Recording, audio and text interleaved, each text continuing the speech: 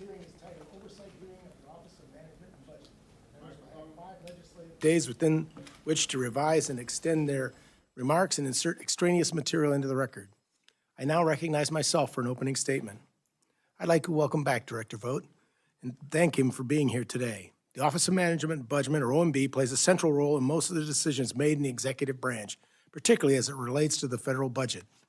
It's also important to remind our audience again that OMB is an office created by Congress. In 1921, Congress passed the Budget and Accounting Act of 1921, which created the Bureau of Budget under the Department of Treasury. Later in 1939, in the Reorganization Act of 1939, the Bureau was relocated to the newly created Executive Office of the President. And in 1970, Congress approved the Bureau's renaming to the Office of Management and Budget. I restate this history because OMB plays a unique role both as an office created by Congress and one that has been and continues to be responsible for fulfilling the President's policies. Over the course of the second Trump administration, OMB continues to play a central role in the continued reshaping of the federal government.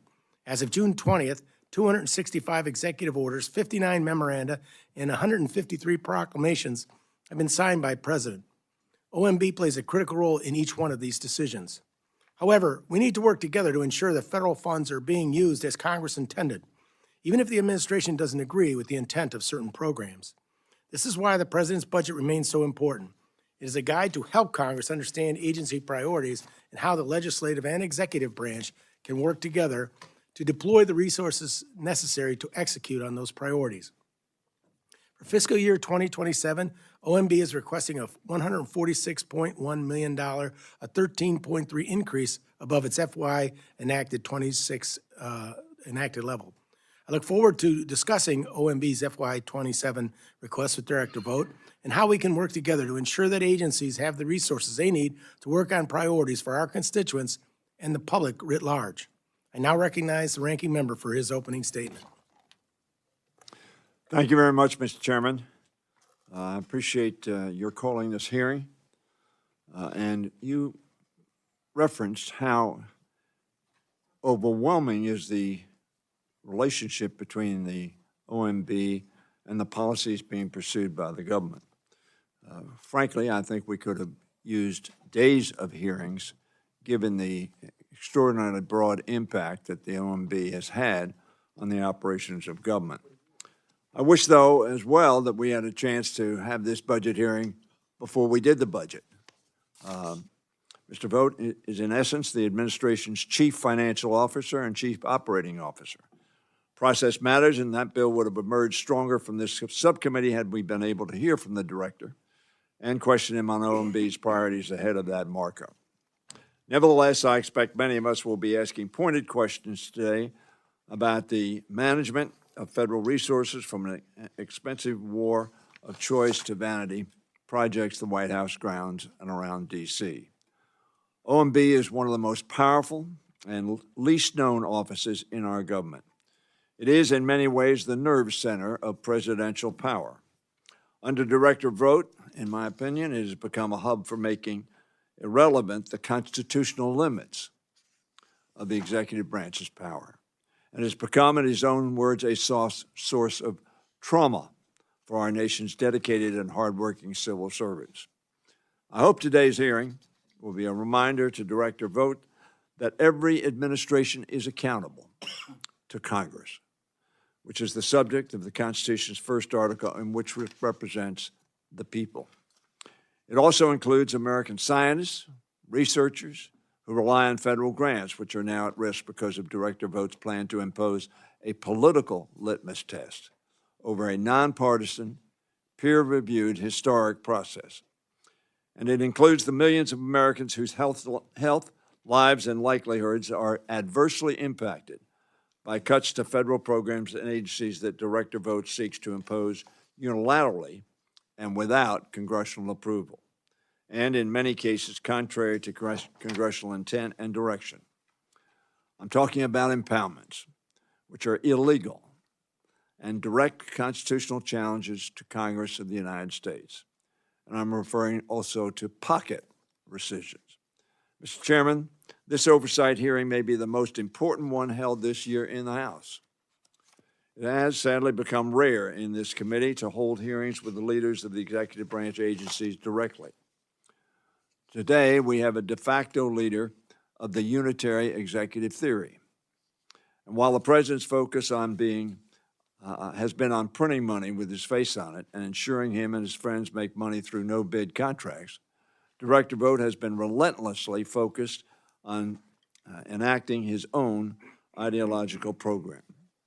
President Trump said in September 2024 that he had, quote, nothing to do with Project 2025. Before us is the architect of that program of which the president disclaimed any knowledge. Director Vought has discernibly said he believes America is in a post-constitutional moment. I'm not sure what that means. Not surprising, given his apparent disdain for the Constitution that he, like all public servants, have sworn an oath to support and defend. Director Vought, I can assure you that our Constitution is alive and well, and that this committee and Congress will hopefully hold you accountable and the government accountable, the executive department accountable, using the oversight tools it places in our hands. So we have a lot to cover today. And I hope, as I said at the beginning, that we will have sufficient time to do so, because we have differences of opinion, serious disagreements. Unlike Justice Scalia, that said that the executive department clearly did not have impoundment theory, I think the director, Mr. Chairman, is the principal proponent of the opposite conclusion. So we could take a lot of time on what the consequences of that philosophy are, and the consequences to the American people of the exercise of that philosophy. With that, I will yield back the balance of my time. Thank you, Ranking Member Hoyer. Today we welcome the testimony of Honorable Russ Vought, Director of the Office of Management and Budget. Director Vought, without objection, your full written testimony will be entered into the record. With that in mind, we'd ask you to summarize your opening statement in 5 minutes, please. Thank you, Mr. Chairman, Chairman Joyce, Ranking Member Hoyer, and members of the subcommittee. Thank you for having me here today to testify in the President's budget request for fiscal year 2027. I look forward to a productive conversation on how to continue the fiscal progress we've made so far. When President Trump took office, the nation was facing financial catastrophe under the failed leadership of the Biden administration, and decades of status quo spending strangling our nation. Those decades produced nothing in the area of fiscal restraint. A lot of talk about the program, but utter futility about doing anything about it. That fiscal futility ended with the return of President Trump. In just 1 year, the Trump administration and Congress have made historic progress on righting our fiscal ship, the speed and scope of which have not been seen in Washington for many years. The President drove enactment of the Working Families Tax Cut, which is a once-in-a-generation legislation to end fiscal futility, invest in critical priorities, and cut taxes for working Americans. This bill bent the cost curve for federal spending, achieving nearly $2 trillion in mandatory savings while securing historic investments in our nation's defense and Department of Homeland Security, without corresponding increases in objectionable non-defense spending.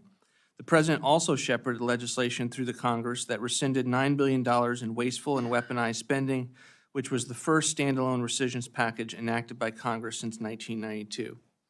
We built on the rescissions package in the full year 2026 appropriations bills together, which enacted the first real cut to spending in over a decade and rooted out wasteful spending that the administration identified across federal agencies. The enacted bills reaffirm administration policy to eliminate ineffective federal agencies that do not serve a useful purpose. For example, the bills eliminated all programming for USAID as the administration works to fully shut down the agency after decades of mismanagement and abuse. The bills also included the complete elimination of the Corporation for Public Broadcasting, which funneled billions of taxpayer dollars into biased, woke programming at NPR and PBS. We look forward to working with you to achieve even more progress in the fiscal year 2027 appropriation cycle, in addition to working with you on the administration's recent supplemental funding request. The 27 budget builds on the President's vision by continuing to restrain non-defense spending and reform the federal government. The budget proposes a 10% cut to non-defense levels. Within this total, the budget maintains investments in border security, immigration enforcement, delivers on the President's commitment to support law enforcement and combat violent crime with a 13% increase to the Department of Justice, and honors the nation's sacred obligation to military veterans. In addition, the 2027 budget eliminates wasteful Green New Deal projects that are dependent on foreign supply chains, returns control of education back to American families, and roots waste out fraud and abuse in programs both at home and abroad. The budget simultaneously builds upon the historic $1 trillion defense top line from fiscal year 26 by requesting $1.5 trillion for 2027, a 42% increase as promised by President Trump last year. The 27 budget will ensure the United States continues to maintain the world's most powerful and capable military as we grapple with an increasingly dangerous world. It is a sizable increase, and that I want to explain. It is meant for significant paradigm-shifting investments.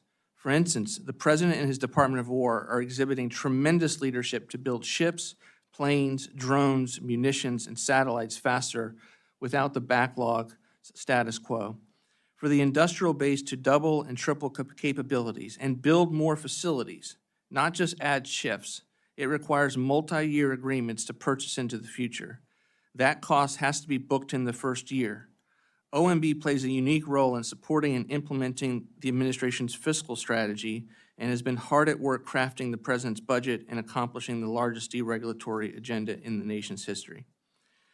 OMB's fiscal year 27 funding request for itself is $154.1 million, which is level requested from what we requested last year. OMB is a personnel-intensive agency, and I want to note that the 27 request cannot support additional or even maintain staffing at the 26 levels.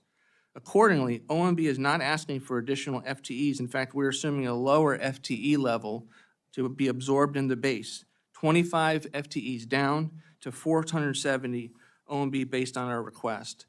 OMB is going to have to leverage funding from the Working Families Tax Cut to ensure that its staffing levels are necessary and remain the same to perform its critical mission in implementing key administration priorities. Now that our fiscal ship has finally turned to face in the right direction, I look forward to working with you to continue to move forward, and I'm happy to answer any questions. Thank you, Director Vought. Now recognize the ranking member of the full committee who has asked if she'd be able to make an opening statement.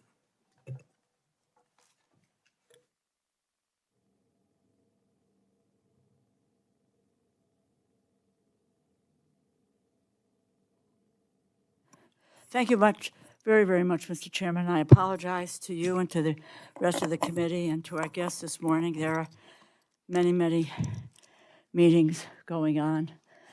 So I appreciate the opportunity to provide an opening statement. I want to say a thank you to Chairman Joyce, to Ranking Member Hoyer, and I want to welcome Director Vought. A lot of ground to cover, and you and I agree on very little, but I'm glad that you are here to fulfill your constitutional responsibility to respond to Congress's oversight authorities. Quite honestly, even if it's only after all 12 bills have been passed by this committee. In your position as Director of the Office of Management and Budget, you have asserted unprecedented control over taxpayer funding, a power of the purse that belongs to Congress under the Constitution. It is Article 1, Section 9, Clause 7. No money shall be drawn from the Treasury, but in consequence of appropriations made by law. You have worked openly to undermine this essential authority guaranteed to the Congress and render it under the control of the executive branch. I view it as an affront to the separation of powers and the very purpose of this committee. You have stepped well beyond the bounds of the ordinary push and pull between the White House and Congress that characterizes every administration, Democratic or Republican.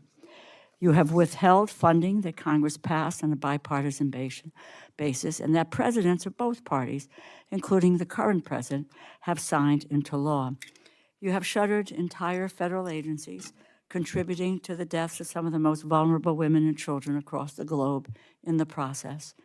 And you have done all these things under the guise of shrinking the government, yet you have also spent billions and billions of dollars beyond what is legally allowed. You have hijacked billions from investments to maintain U.S. military superiority in the future, and you have taken over $400 million in taxpayer funding from the Secret Service to pay for the president's ballroom project. You are currently withholding $19 billion to shutter an agency Congress has not agreed to shutter. And as I wrote to you last March, you have unlawfully spent over $9 billion in taxpayer funding that was never legally appropriated, exposing dozens of your administration colleagues to criminal liability. The lack of accountability you have shown to the American people must be addressed. But today I want to highlight one recent item that should concern people of every political persuasion in every corner of this country. At the end of May, OMB released a proposed rule in an attempt to subject all federal funding to a political litmus test. The proposal instructs political appointees in the Trump administration to deny or terminate virtually any grant at any time for any reason or no reason at all at the beginning, middle, and end of the federal funding process. Under your proposed rule, a recipient must, quote, "demonstrate advance the president's policy priorities," end quote, not the country's and not the law's. There is no telling on any given day what the president's priorities may be. He routinely announces a policy in the morning, only to reverse it in the afternoon. His habit is to govern by whim and fiat. This proposal seeks to establish yourself as the chief interpreter and final arbiter of what does or does not conform to this ill-fated, ill-defined standard. Your proposal would sideline the independent, nonpartisan experts who ordinarily make grant funding decisions as part of a peer review process based on evidence and science in favor of political tests imposed by you. Instead of awarding research funding based on the likelihood of success, it will be conditioned on political compliance. Rather than scrutinizing the data, applicants will have their social media scrutinized. You are creating an environment in which promising cancer treatments will lose grant funding because the university that houses the lab has the word diversity in its mission statement. You are inviting the possibility that years of work on a revolutionary Alzheimer's drug will be cut short and abandoned because the head researcher spoke at a conference hosted by a group that disagrees with the Trump administration on vaccine policy. It is cancel culture for cancer research, a weaponization of bureaucracy. The harm this will do if allowed to take effect is unfathomable. Do not take my word for it. Experts in psychiatry, immunobiology, and neuroscience at Yale University have expressed profound alarm at the impact this proposal will have. I am submitting for the record letters that I received from these doctors and researchers detailing the catastrophic effects of this proposal would lead to. May I submit the documents for cause? I will wrap up very quickly. Lastly, I want to touch on the supplemental. Okay, I appreciate that, but I would like the record to have it. There is a lot. We're very much eager to hear your answers today, Director Vought, to the questions. And if I might, my entire statement be read into the record. I apologize for being late. It is not for lack of diligence, but because of the schedule that we have here. So I appreciate it. I thank the very chairman for that. Much appreciated. Thank you. And now we'll start a round of questions. I will begin. The answer will be 5 minutes for questions. If people see fit to have 5 minutes of monologue, so be it. But at the end of 5 minutes, we move on to the next person. I recognize myself. Director Vought, last week you sent a supplemental request to Congress requesting $87.6 billion in additional funding for fiscal year 2026. With respect to this committee, $36 million was requested from the Office of Terrorism and Financial Intelligence, and $600 million was requested for GSA, half for elevator-related capital projects, and half for the district's heating and transmission decoupling program, among other things. My question on behalf of the committee is, how was this request developed? How did OMB determine its supplemental priorities vis-a-vis its FY27 budget request? And what changed between May and now that triggered these requests? Thank you, Mr. Chairman, and thank you for inviting me to testify. We ran a process with the supplemental to try to assess the defense needs in particular that we had with Operation Epic Fury. We also sent out a request for needs, not unlike what we would do for anomalies with a CR request to determine what are the most dire needs. Obviously, needs came back with the State Department with regard to buildings that may need to be repaired from activities overseas, but also in terms of Coast Guard needs, because they are absorbing activities where the DOW would normally have performed those activities, or in the case of GSA, kind of an acute need with the elevators that was needed based on kind of a typical inability to get that much money coming from Congress. So that one might have put forward in the normal appropriations process or our budget cycle, but we wanted to use this as an opportunity. And again, we have not said this is just defense. We wanted to make sure that any needs that we see, we are bringing to you as legitimate, and it has OMB seal of approval, and I appreciate in your testimony, Mr. Chairman, the role that OMB provides for this committee in particular, so that you know when we send something up, we believe it's been pressure tested accordingly. Well, thank you, and I appreciate that, but I noticed that, and we've had hearings on it, that there's a tremendous backlog of maintenance in all the facilities, unfortunate, we all need to get to. But with that in mind, for fiscal year 2027 budget request, OMB is requesting a 13.3% or $17.1 million increase.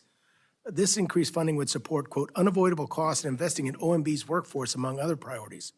Would you explain what those unavoidable costs are and why OMB needs additional funding only to cut staffing levels? And how do you reconcile the statement? Well, we need OMB's budget to grow, and it's largely been flatlined for a number of years. If you look at GAO's budget, they have about $900 million to our $150 million. They have 3,000 staff that perform the activities that you all feel is vital. We have in the neighborhood of 500 FTEs. That largely hasn't grown, even though the federal government has expanded in size. And if you just look at some of the portfolios that people have, they're astronomical. We have tried to change that, but we need more FTEs to do that. OB3, the One Big Beautiful Bill, will help us with additional FTEs. We're going to unfortunately draw down on that to maintain steady state levels, and that's my main concern, Mr. Chairman, is that my hope is that the base level will grow accordingly this year and into the future. But to answer your question, specifically, we have rent costs because we are in the midst of a move and we have to pay rent temporarily in both places. MAX is a computer system that the whole federal government uses, and it constantly needs to be invested in, almost as an IT system.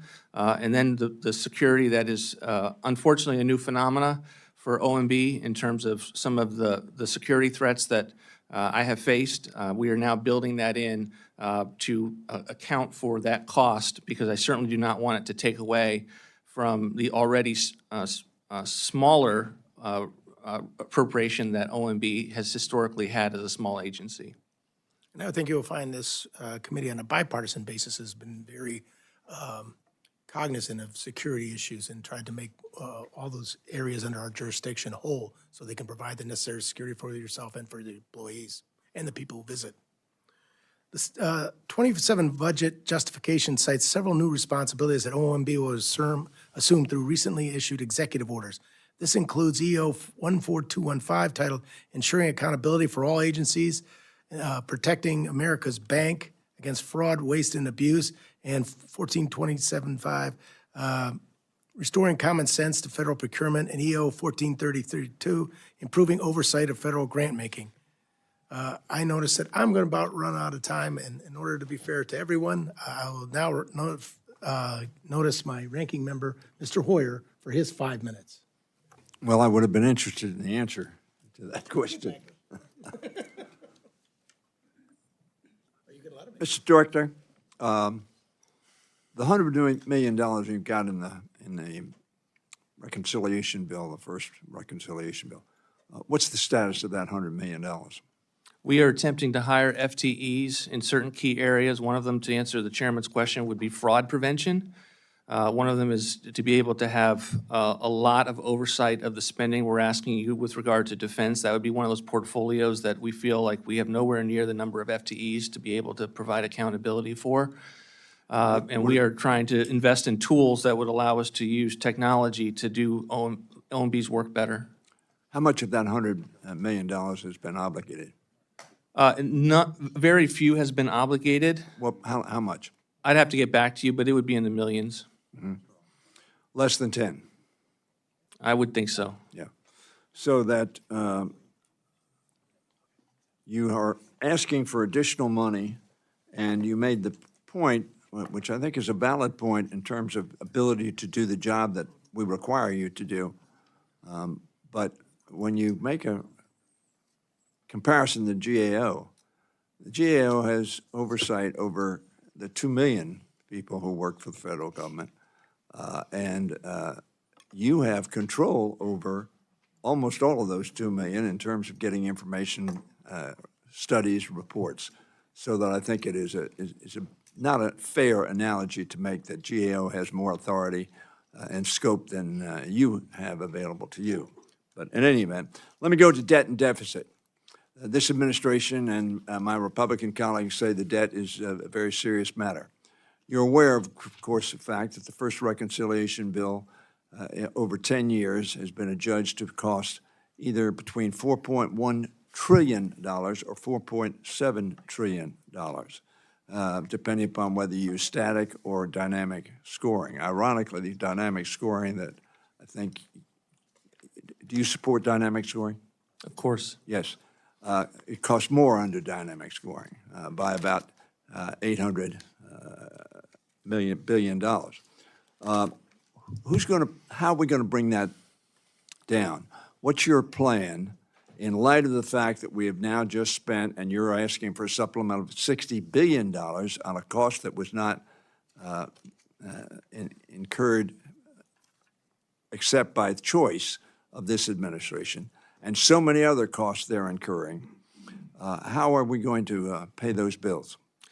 Congressman, we reject the budget baseline assessment that you just gave to the One Big Beautiful Bill. If you use a proper baseline, which assumes current law revenue, current policy revenue coming into the federal government, it would have saved $1.5 trillion as you update the 10-year window. So I look at the One Big Beautiful Bill, and I look at it and I say, this was the end of fiscal futility. And I worked in this in the House of Representatives. I spent many years developing budgets for members of Congress. I know this place well. There was many people, including yourself, who cared about the deficit and levels of debt. And many ideas and plans were put forward. This is the first time we've actually had success on the mandatory side and success in the discretionary side.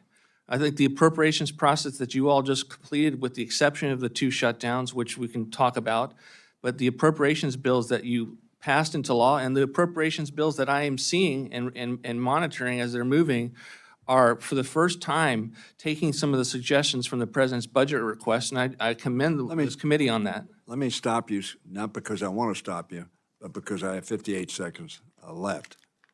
Clearly not enough time, but I would suggest to you the 2 largest deficits that we've had were in 2020 and 21, fiscal year 21, under the Trump administration. Now, we had the pandemic, so one has to take it.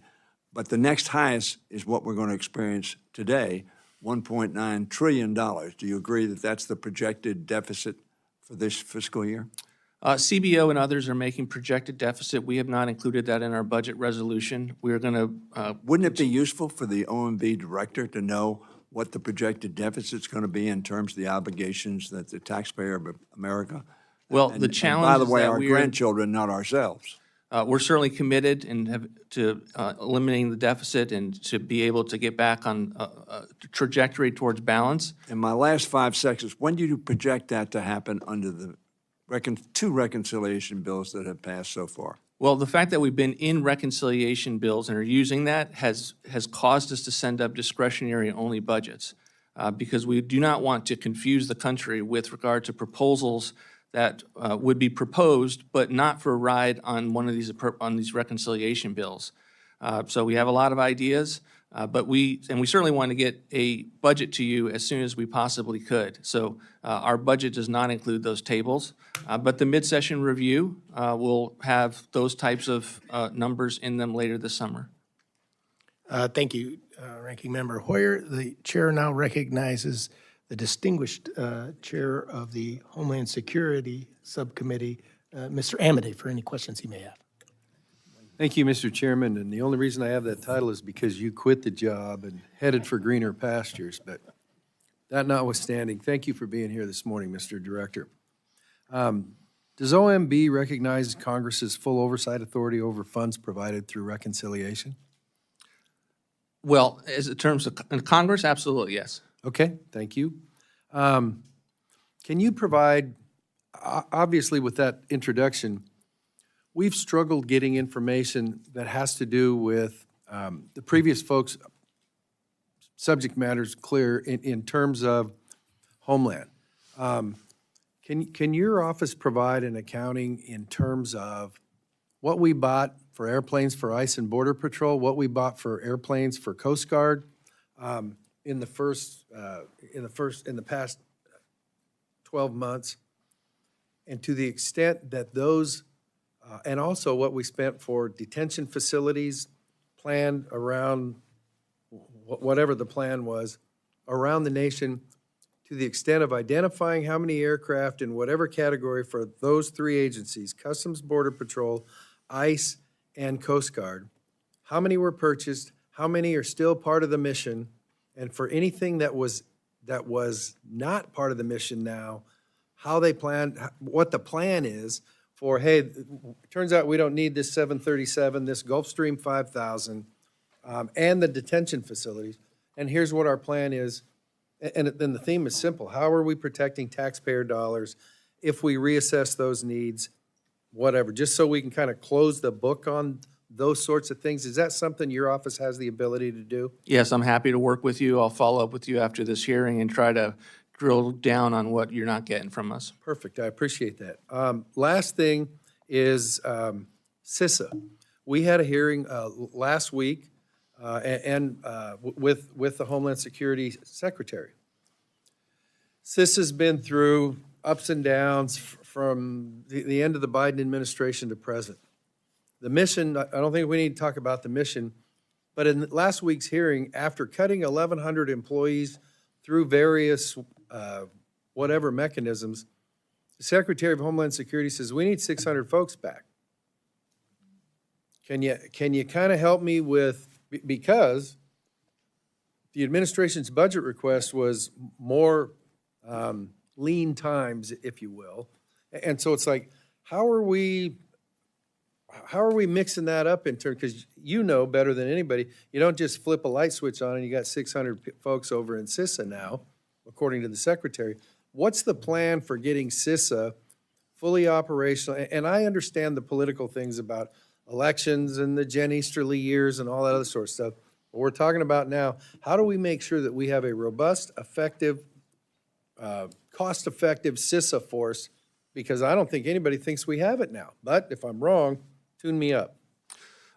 Thank you for that question. It does take time to increase staff. That's one of the things we're learning as we try to increase OMB staff with the same money from the One Big Beautiful Bill. What I would say is I haven't gotten a formal request from the Secretary as it pertains to CISA FTEs. He was not here when we developed this budget. So if he feels the need to have additional resources, we will work that through internally and at the appropriate time come up and brief you.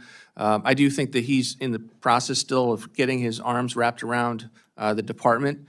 And this is probably one of those things, particularly in the cyber world. You now have a year and a half of a new administration. We saw this agency had major concerns with it in our 4 years outside of government. And with new management, I think it's now an agency, or could be an agency that plays a very valuable part for DHS's portfolio. Great. I look forward to robust communications, and thank you for your testimony. I yield back, Mr. Chairman. Thank you, Mr. Amadei. I would second that CISA needs all the help it can get as soon as possible. And would recognize Mr. Pocan for any questions for 5 minutes that he may have. Great. Thank you, Mr. Chairman, and thank you, Director Vought, for being with us. I think you know many of us disagree with the first time in 250 years history of the country, the unified executive theory. So let me drill into one area to ask. Do you concur that multiple studies have shown that people, both adults and children, across the globe have died because of cuts to programs like USAID? I do not concur with the validity of those studies. They are based on Do you projected. agree that people have fake died methodology. across the globe because of our I cuts? believe these studies that people are banting about. My question are is, do based you on- believe people have died because of the cuts to USAID? It's simple, yes or no. I do not believe that the administration's You don't believe anyone's ability- died? Let me finish the question. No, no, it's a yes or no. It isn't. Director, it's because really simple. our Do you think cuts- people died or our not? cuts are aimed at. All right, the you're not going to answer it. I weaponization would of claim my foreign aid time. in I other thought you were going to be a little more helpful, Director Vought, but that's fine. So this is Boston studies, Lancet studies. Others have said hundreds of thousands to millions of kids and adults will die because of this. One of your co-conspirators, Elon Musk, recently has been going nuts trying to claim no one's died, and he has to name names. So let me mention a few people who've died because of these cuts. Rovina Naboy in Kenya, her little daughter Jane died of starvation in a refugee camp because we cut back on their food and the food rations. She got sick and died. Ugana Balama in Nigeria, USAID-funded program, Babies a Special Nutrient-Dense Paste to avoid malnutrition. She had twins, 6 months old. The program ended abruptly because of cuts to USAID. 2 weeks later, one of the twins died. I've got a bunch more. Are you familiar with any of these stories? 13.4 million for civic engagement. Are you in familiar Saudi. with any of these stories? 38.6 There's no number million involved in that answer, Director Vought. You're citing Are you fake familiar studies. with any of these stories? I just gave you 2 examples. Are you familiar? It's a yes or no. I am Don't familiar. dance. You're not a tap dancer. Are you familiar with the stories? It's really that simple. I am familiar with the press that you are citing. The reports that you are also referring to are I fake take my methodologies. time back. You're clearly not going to answer questions today. I thought you came to answer questions. You're not. So will you commit to reach out if I submit some of these names of people who have allegedly died due to cuts? Will you personally reach out to find out if they have, since you're saying no one's died? I will personally read all correspondence that Congress gives me and do everything I can to be responsive to them. Yeah, and could you reach out to them to actually verify whether or not someone's died because of a cut to USAID? We're monitoring all of these studies to see if there's validity, but there is nothing about those studies that has caused us to think differently about ending So, morally, 4.6 that's all right. million to build climate resilience in I take my Honduras. time back, please. Morally, isn't it wrong to facilitate the death of children? Isn't it morally wrong to produce, to That's a contribute question to civic coming back with, engagement in you know, Zimbabwe? Look, you're not Confucius or, you know, whatever you think you are, answering a question with a question. I said, is it morally wrong to facilitate the killing of children? You're basing Simple it on question. You're basing it on a premise that is false. I'm not going to answer that question. Take my time back. You wrote in a 2021 article in Newsweek about Christian nationalism that our rights and duties are understood to come from God. Isaiah 58:7 commands, quote, share your food with the hungry and provide the poor wanderer with shelter. Are you saying God was misquoted or wrong? I'm sorry. What does that have to do with the question with regard to Well, our it's administration? morally wrong to facilitate the death of children. I think We're not doing that. everyone, We're not doing that. like, Congressman. that's why I'm asking you to reach out to folks. But what I'm saying is if that is a quote from the Bible, and I know you are a Christian nationalist by You continue, declaration, this by is the articles. second year in a row that you've used that slander for It's me not and slander. other- You think that's slander? you and th- other so you Christians think involved calling in someone a public Christian service. nationalist is a Second time- slander? this is the You second wrote year in an a row. article. Is there anything actually wrong with Christian nationalism? And now you're saying it's You a use it slander? as- That's you really use it odd. as I a don't. pejorative, and it's the second year you've done it. in a Would row. you agree that it is wrong, morally, ethically, or by your own admission, biblical standards? Is it wrong to facilitate the death of children? That's We're a not really doing that. direct- We have adequate foreign aid for this. You're not country. answering the question. Listen to the question, please. Is it morally, ethically, or biblically wrong to facilitate the death of children? Don't take anything else in context. Is it wrong?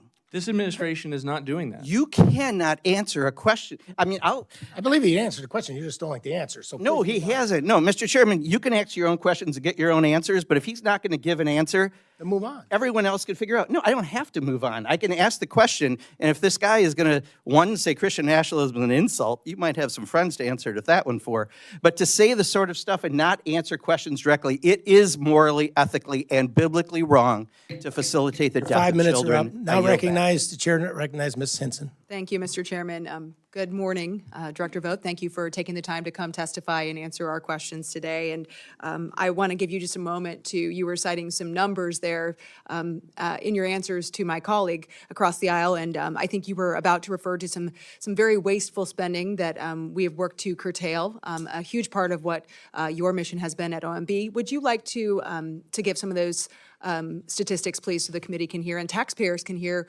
what their money was going to fund overseas that was an incredible waste? Thank you, Congressman. And I think it's important to also differentiate the fact that this administration continues to fund foreign aid, just at the Department of State. So all of the types of things that people across the globe are relying on as an aspect of humanitarianism or soft power, those are now being funded at state. We did have cuts at USAID to deal with the extent to which the agency was weaponized against, quite frankly, those countries and our own taxpayers. And let me just give you an example.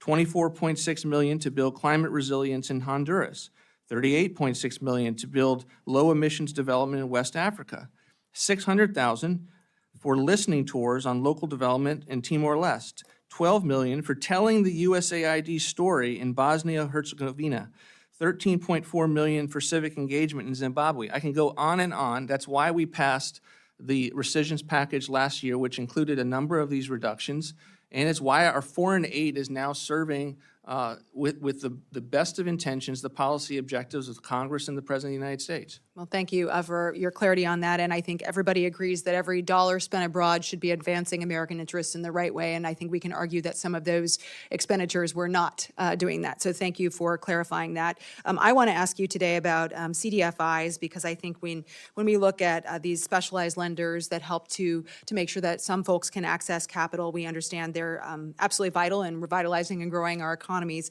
especially in states like Iowa. We have the first-time home buyer down payment assistance programs to payday alternative loans. The Treasury Secretary has announced that he, of course, supports CDFIs, said that their role in underserved communities is very important. And I do agree, when used responsibly, these funds certainly are a significant opportunity to help build our communities. I am very appreciative. OMB did apportion the fiscal year 25 funds back in April. Glad to see those also released by Treasury this week. Can you share a little bit more about how OMB is working directly with Treasury and other agencies to support a more cohesive process to ensure those funds are dispersed in a timely manner as Congress intended? Thank you, Congressman. We put out the NOFOs this week. We are implementing the spending as you have put forward in the appropriations process. We have concerns with the program. We've put forward proposals that are similar but different. I have concerns from my perch at CFPB, where I'm in charge of people's ability to repay, and CDFI individuals get an exemption from ability to repay. So when you look at the kind of market and tensions and cracks in the market that could come from that, I have concerns. And then if you look at some of the CDFIs that the Biden administration were funding, and I'll just give you an example of $4.9 million for local initiatives support corporation that publishes blogs condemning the level of whiteness in community development. That's the kind of thing that we want to put an end to. It's why it's taken us a little while to get the NOFOs out and the apportionment done. But we understand Congress largely supports this program. We're trying to do our best to make sure it's spent well as best we possibly can. Yeah, and I appreciate that specific example. If there are any others like that you could give our office so that we can go back to the folks who are trying to access these programs and say, here's what we're actually trying to get rid of, so that more of those dollars are available to you, that would be helpful. Looking ahead to fiscal year 26 funding apportionment, and we're obviously working through fiscal year 27 right now, do you have ideas for the committee or Congress to consider to help ensure funds that may have been delayed, maybe for reasons like you referenced, but other reasons as well, are actually getting through the agencies with OMB moving forward? No, I mean, we got it's a 2-year chunk, so 25 and 26, and our next task is the 26 and 27 amount, and we'll get those out expeditiously. All right, thank you. I yield back, Mr. Chairman. Thank you very much, Ms. Henson. Chair now recognizes the gentleman from Georgia, Mr. Bishop, for any questions he may have. Thank you, Mr. Chairman, and welcome, Attorney Vought. As you may or may not know, I have a great deal of interest in agriculture. It's the #1 industry in Georgia, and of course, it contributes mightily to the United States economy. But as reported at the time, operating under several executive orders, the Department of Government Efficiency was active in attempting to cease many of the government operations and activities and to separate many of the federal employees. Employees left USDA through the deferred resignation program.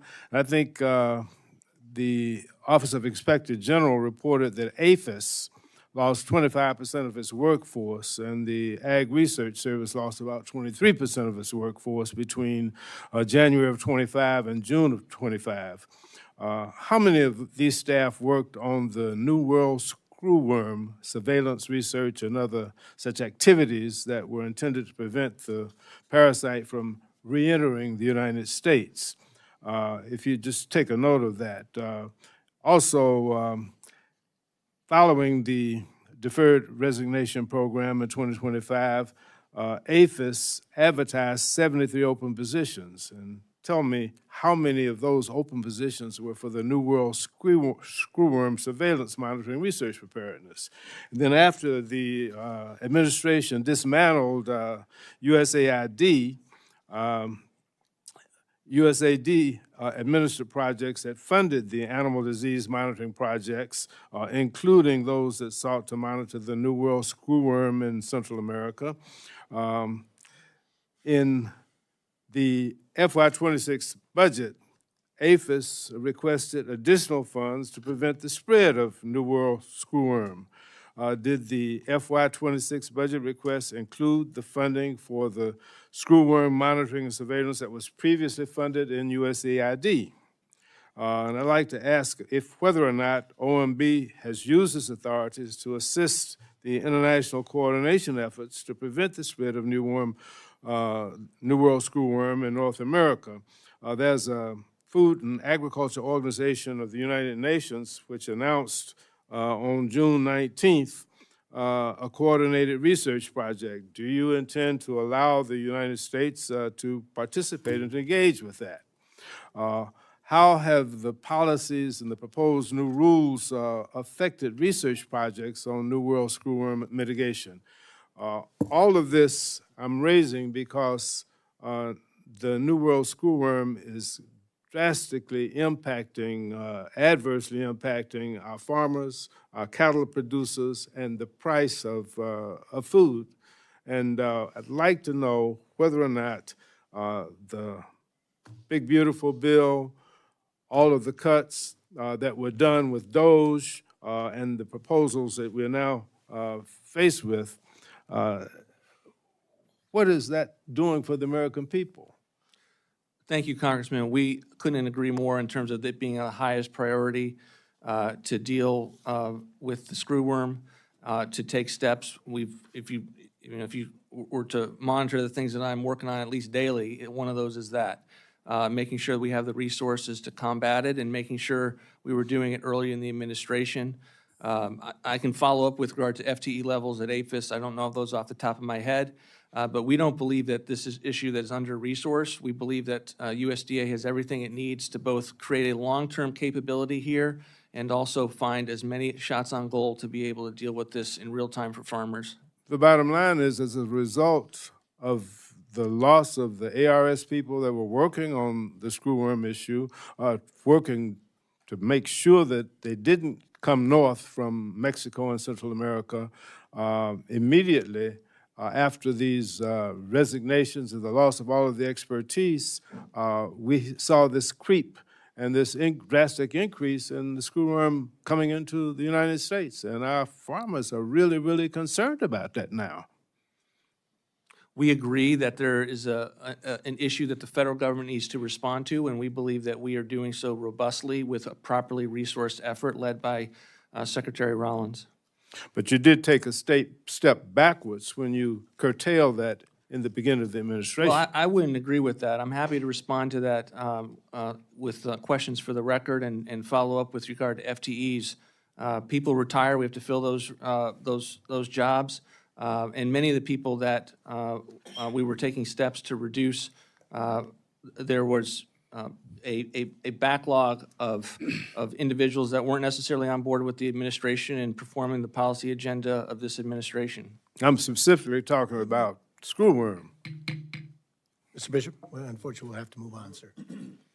Chair now recognizes the ranking member, or vice chair of this committee, Mr. Lolota from New York. Thank you, Chairman. Thank you for your leadership. Mr. Vought, thank you for being here today, sir. The 2024 election was a choice election that was particularly significant to our nation's trajectory. For a long time, many folks felt like they were being taken for granted, spoken to during campaign season, and forgotten the rest of the year.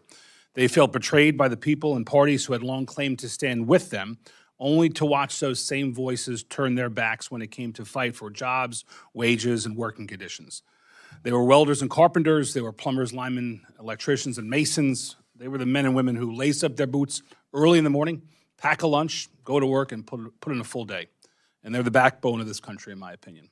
They're the reason our economy functions, and they're the reason that our infrastructure stands tall. And to put it simply, the 2024 election was a mandate from the American people to show up and fight for the American worker and American jobs. In general, Director, would you agree with that? Yes, sir. And as you know, many of these American workers are part of the federal workforce. And some of these federal workers are members of the Association of Federal Government Employees, AFGE, whose leadership helped this administration, and more importantly, the country, end the Democrats' multiple shutdowns, the longest shutdowns in U.S. history. I know that I was thankful, Director, that AFGE weighed in to oppose the Democrat-led shutdown. Director, what was the AFG's leadership? Was the AFG's leadership helpful to ending the shutdown? Yes, it was. Thank you. You had a few conversations with the leadership. How'd those conversations go? I did not have conversations with the union leadership, but I know members of our team did, and we appreciated their support in that. Yeah. Switching gears slightly, Director, are you familiar with the GAO's June 17th report on the federal workforce reductions? No, I have not seen it. It talks about a 6% cut to the federal civilian workforce. You familiar with that, Director? Yes, I'm aware of the steps that we've taken to reduce the workforce. Yep. And no reasonable person should counter your assertion that our debt and deficit situation needs to be addressed. I hope that reasonable minds on both sides of the aisle can sometime come to an agreement on that. But I want to talk about specifically staffing levels. And the GAO has now reported that staffing at 22 major agencies measured by employees and pay status declined by more than 11% between December 2024 and January of 2026. I recognize those are different measures and timeframes, but GAO's own data shows reductions on a substantially larger scale than the 6% contemplated in the budget. So my question, Director, is did OMB anticipate workforce reductions of this scale across major agencies? Congressman, I have to take a look at that study. I haven't. I will do so after this hearing, and I'm happy to follow up. We responded to the level of FTEs that the agencies sent us of where they were and where they thought that they would be heading into the new fiscal year. And so that's how we built the budget. Let me ask you about one particular example. The World Trade Center Health Program, are you familiar with that? Yes, Congressman. Established in 2011 to provide health care to individuals with 9/11 related illnesses fell from 93 employees to 84 employees, despite having an authorization of 120 employees. At the same time of that massive reduction that was well short of that 120 number, there were delays reported in claims of processing, treatment authorizations, and enrollment appeals. For a program serving 9/11 first responders and survivors, what should have OMB's early warning indications have been that those staffing levels were dropping to dangerously low levels that would impede their ability to delivering on this important mission? Well, if we had known about it, we would make sure that they have every adequate resource that they need to perform that function. And I will take it back, and we will see where we are on that. OMB does not have this all-encompassing view of what is happening across the entire federal government. We are a nerve center. I would agree with that. But we do not have the ability to know everything that is happening in the agencies. And that's one of the reasons I work so hard to stay in contact with members of Congress so that I can learn from what you all are seeing, what the agencies are seeing, and we can move to space where we need to. I guess I would say this, speed is important. The debt and deficit situation are dire, we do need to act. What I would assert, Director, is that when moving fast, and you need to move fast in a lot of these issues, when moving fast, that you anticipate some of the issues that will be caused by moving fast. And I'll say one thing with the 25 seconds I have remaining. There is right now being contemplating moving the Army Corps of Engineers New York District Office to New Jersey. It's the New York District Office. It services areas of both New York and New Jersey, but it should remain in New York. And I hope that we don't fall into the same issue of just in the name of saving money, which we should save money, to vastly impede the mission, in this case, of the Army Corps' New York office. I'll take it back, Congressman, for sure. Thanks. I yield. Right on his 5 minutes. As you told me, sir. The chair now recognizes the lady from Washington, Mrs. Glusenkamp-Perez, for 5 Thank you, minutes. Mr. Chair, and thank you, Director Vought, for being here today. I want to dig a little bit deeper into the proposed rule to overhaul grants procedure. Have you or anyone else at OMB directed agencies to follow the not yet finalized regulation prior to it being finalized via rulemaking? No, this stems from an executive order that the president signed last year. The president's executive order had directed his agency officials to begin to have supervision at the policy official level. This regulation is catching up with that executive order to make it sure it's actually reflected in the actual mechanics of grant making. Have you or anyone else at OMB directed agencies to, I saw an updated notice from the National Science Foundation from last week that included guidance to align with the proposed revision in 2 CFR 200. Have you suggested that agencies begin implementing this guidance before the rule was finalized? We are certainly working with agencies. Agencies, like I just said, are looking at the executive order and trying to align with the executive order. That said, we are out for comment on our proposed rule. We are probably, record numbers of comments have come in. We're going to assess each one of those comments and make any changes that we need to. Is the OMB building an AI tool to flag grants that are misaligned with the administration's agenda? We are definitely working on technology, including AI, to be able to have a wider angle lens about what is going on with the federal government. But it's not, it would be something that agencies would use in conjunction with us, and it's certainly not to take the place of agency officials who would be making this determination. Have you awarded a contract for the development or the operations of such a system? I don't think we have, no. Why do you think that an AI system, which is itself neither accountable to Congress nor necessarily auditable, is an appropriate mechanism for making policy? Well, the congressman from Maryland told me to read every GAO report, of which I would like to have the time to be able to read for that. I would like to have a tool that collates and assesses everything in every GAO report in a way that I can actually make decisions based. That would just be one example. Similarly, there's a lot of information out there on USA spending that I would like to have the benefit for examiners to know who are already stretched thin with regard to their portfolio. That would be an example. How would a future OMB director be able to ensure that such a system works for their priorities too, or Congress for that matter? Every administration would align their policy objectives, which would be different from administration to administration, to ensure that the grant making and how the agencies are spending taxpayer dollars are aligned with the president's agenda as he got elected on behalf of the entirety of the American people. What happens when a grant is flagged as being inconsistent with administration priorities? No grant has been flagged as inconsistent based on the tools that you've articulated, but we are trying to make sure that we're not funding some of this nonsense that I've articulated, and we work with agencies to do that. That's policy official to policy official, and we work collaboratively with our agency partners. What about grants that have been explicitly funded by Congress? Is it your understanding that OMB or an agency could cancel such grants unilaterally? Not with regard to earmarks. Sometimes you have an earmark to a specific person or a specific organization, and that would probably be at the top of the list that needs to be funded, but that is not something that is impacted by these grant making. Do you anticipate that states, cities, or Congress has any recourse in cases where OMB decided that a grant was inconsistent with your priorities? And do you believe the proposal provides due process? Well, yeah, I do. You keep referring to this as OMB making these determinations. Again, this is agency officials that would be making these determinations based on the instructions given to them in the executive order. The Congress appropriated $100 million from HR 1 to OMB last year.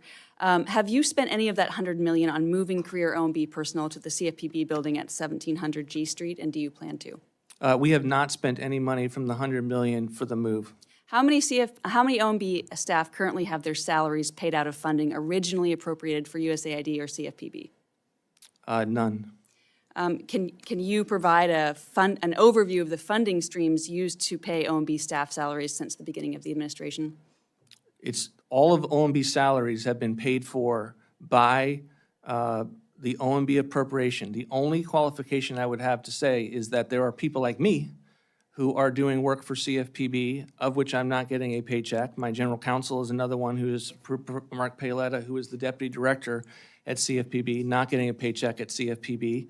And so if the question is, what are the relationship between OMB and CFPB, we're not changing funding back and forth with regard to FTEs. Thank you. Thank you very much. Chair now recognizes the chair of the Transportation, Housing, and Urban Development Subcommittee of this Appropriations Committee, Mr. Womack, for his 5 minutes. Thank you, Mr. Chairman, and former chairman of this subcommittee as well. Director Vought, thank you again for being here, and thank you for your service. As you know, as was just indicated, I chair the Subcommittee on Transportation and Housing and Urban Development. So I want to go back to the SUP for just a minute because you referenced that earlier in response to another question. And your words, you said those items were pressure tested, correct? Yes, Congressman. What does pressure tested mean? Well, a lot of times agencies have ideas for what they would like to spend on, and you look at them and they don't have the level of rigor and analysis that's you would expect of us when we request funds from Congress. That would be what Would I it was saying. include a sense of urgency? Yes. That it's a supplemental request? Yes. Wasn't covered previously, but this is an emerging issue. For example, a lot of that money, most of that money, 2/3 of that money was Pentagon spending in response to Epic Fury, replenishing some of these accounts. So that is a sense of urgency, is it not? Yes, Congressman. Okay, so there are two, not to be terribly parochial with THUD, but there were two items in that supplemental that affect my subcommittee, and I want to ask you about both of them. One of them was the department's brand-new air traffic control BNAX initiative, which, by the way, I strongly support the president's goal of updating our air traffic control system, and I commend Secretary Duffy and Administrator Bedford for the progress that they've made. But in this supplemental request, in somewhat contradiction of what we did in the One Big Beautiful Bill, you would provide the FAA administrator with complete and total discretion to reallocate how that $12.5 billion is spent, provided for the BNAX initiative. Now, I appreciate the benefits that additional funding could provide, but I'd like to know how,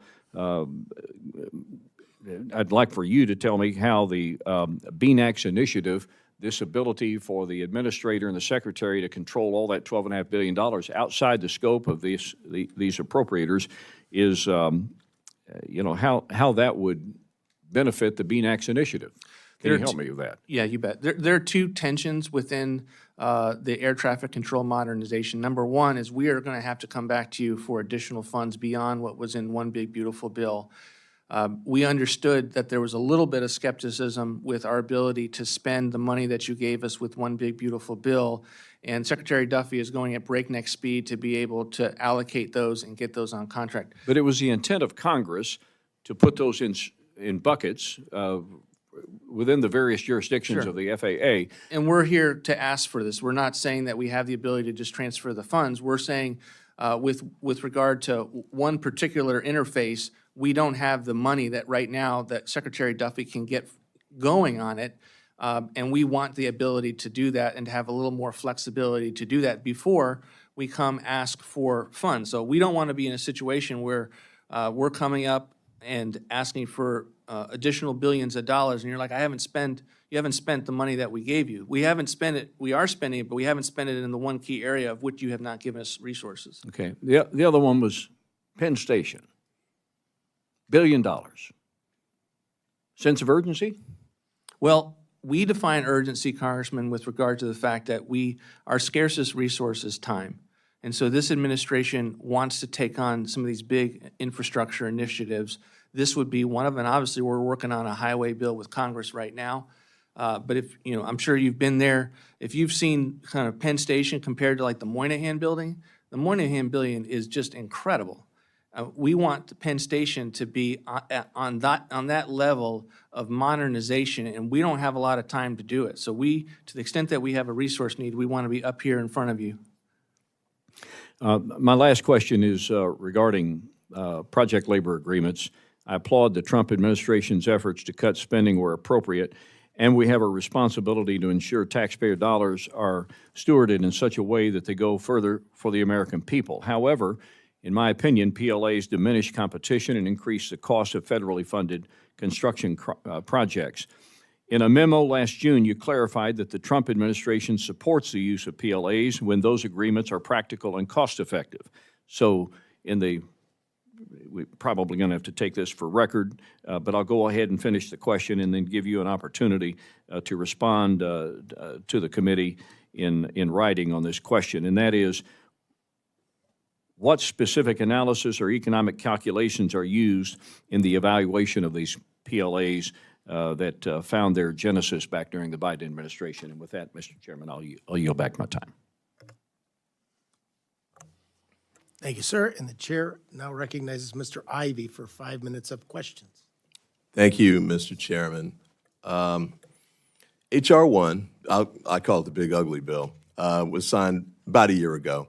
And $150 billion of the mandatory, it contained about $150 billion in mandatory defense spending, correct?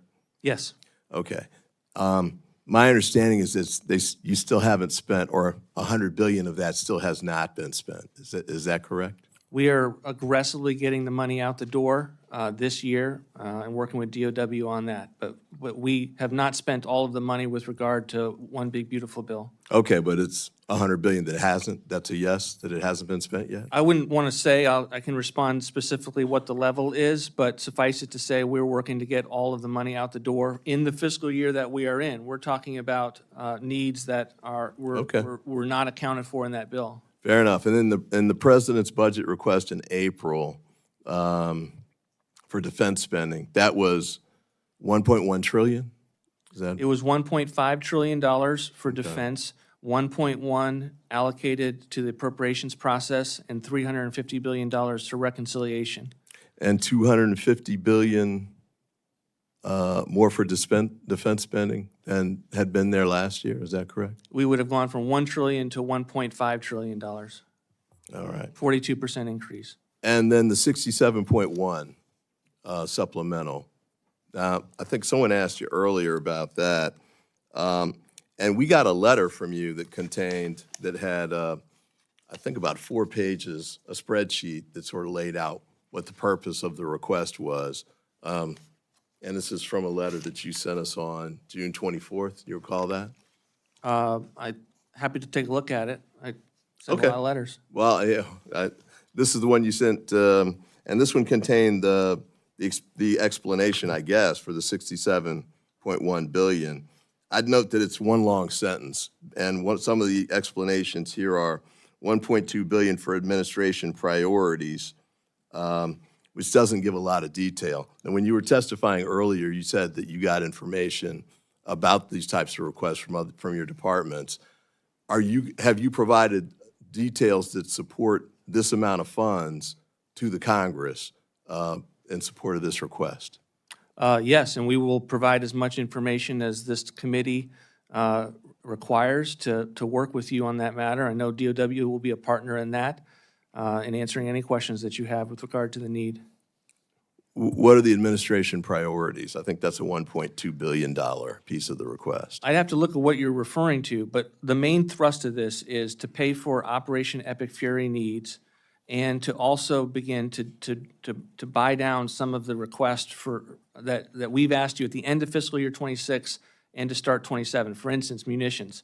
I mentioned in my testimony, we want to be able to have multi-year procurements that allow us to pay here and now for munitions is a separate category. a in the- facility to in the- be put In the online. spreadsheet that you provide us, munitions was a separate category. I'm just trying to make sure I understand what that is, because it's a significant amount of money. I think you would agree. And again, I'm happy to look at anything. We also want to be very Well, we definitely would like to circumspect know. when in But- an open but- setting on what we might be We'd referring also like to know in advance of, when these things come up for votes, as to what the money specifically would go to. We're to. going to make sure you have everything you need before any vote.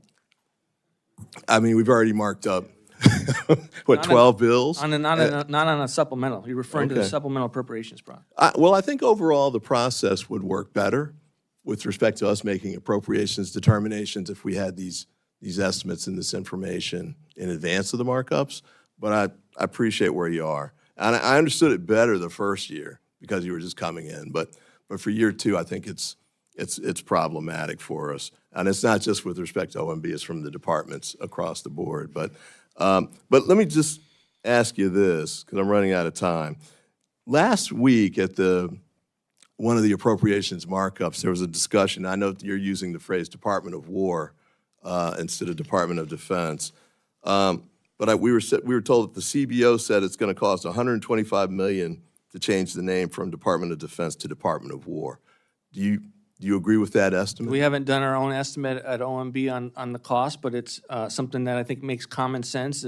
It's what the department was called for most of our nation's history. I'm focused on the amount. The National Defense the Authorization that's moving through renames the it. nomenclature concerns me less from an Appropriations Committee standpoint than the fact that we're going to spend $125 million or so. You're not challenging the number, but I said, we haven't taken our own assessment.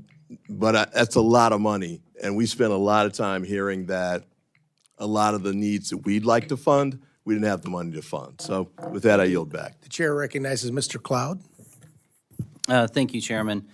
A lot was much to do in this committee, asking the question whether it's morally right or not to facilitate the death of children. I find this rich coming from people who supported an administration that forced taxpayers to fund for the largest human trafficking operation in human history.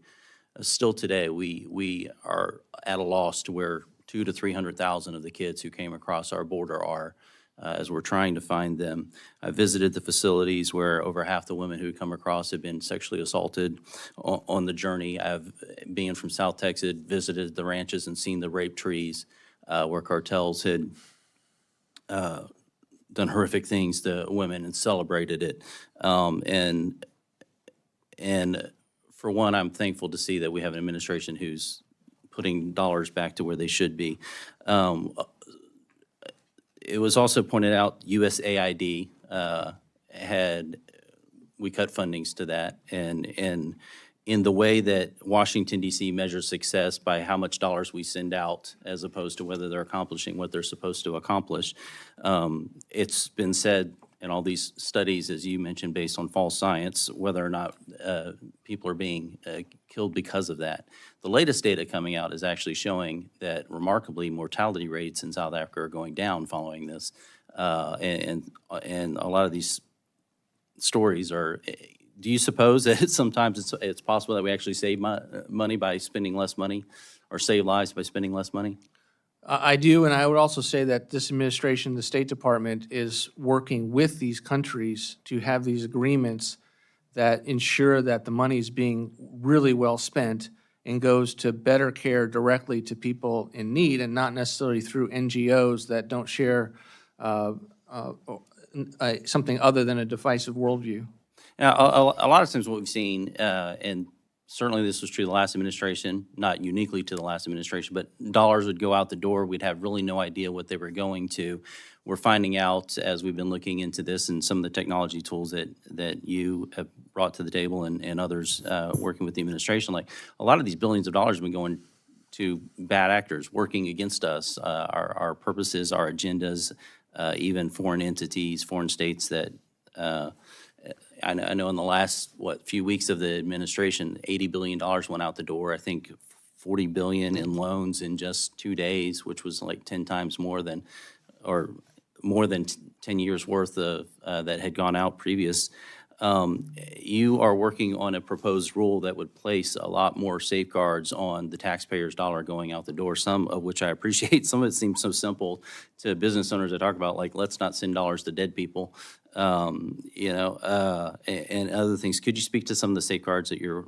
Well, definitely. One of the most press-worthy of the reforms that we've had that has gotten the attention of the other side is the extent to which we have cancellation provisions in these grants. And people say, oh, are you going to just kind of, do that in a heartbeat? No, we're not going to do that. But if we find that NIH is giving money to the Wuhan Institute from Tony Fauci and NIAID to the Wuhan Institute, and we need to cancel that grant in the middle of a pandemic that it contributed to with its gain-of-function research, we need to have the ability to turn the grant off.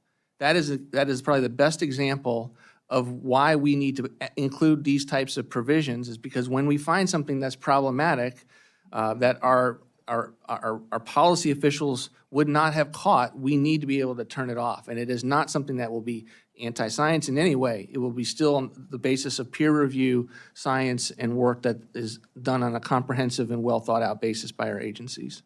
Now, there's been a move to kind of tout the career bureaucrat working in our administration. No doubt there are some who are here doing their best to do the Lord's work and serve the people well. But at the same time, there's this messaging idea, and it was actually stated here in this committee, like that, maybe we should follow their agenda as opposed to the president's agenda. The Constitution is very clear that all executive authorities invested in the president and that they should be doing the president's will. So I applaud your efforts to ensure that the administration is being tied. One thing I did want to touch on, I think we're going to run out of time, but there's about, I think, $14 billion that we passed in OB3 that was supposed to go to states who helped fund border security. If we can get an update on where that's at, we thought by now that might have gone out the door. We put both NOFOs out recently. Had very good conversations with many of your delegation mates and as well as your governor. Those NOFOs are out, and we will be looking forward to assessing the requests that come in from Texas and others. Thank you. Thank you, Mr. Cloud. And the chair would now recognize, and I would have normally recognized her immediately after Mr. Hoyer, but at her own request, she, as being a team player, wanted to go to the back of the line. The distinguished lady from Connecticut, our ranking member, Ms. Delore. Thank you so much, Mr. Chairman. Director, I mentioned the proposed rule to overhaul grant-making in my opening, which seeks to virtually subject virtually all federal funding to the whims of the president's policy priorities. It substitutes the current standard of evidence in science in favor of political tests based on ideology. I've talked to a number of groups, and many of the groups have asked for, and I think they may have requested more time to be able to read. It's a 412-page document, and so that they can participate in the public comment period. Can you commit to granting a 45-day extension of the comment period? No, but I will say this, the number of comments that are coming in that we have to respond to is going to take us some time. The answer is no.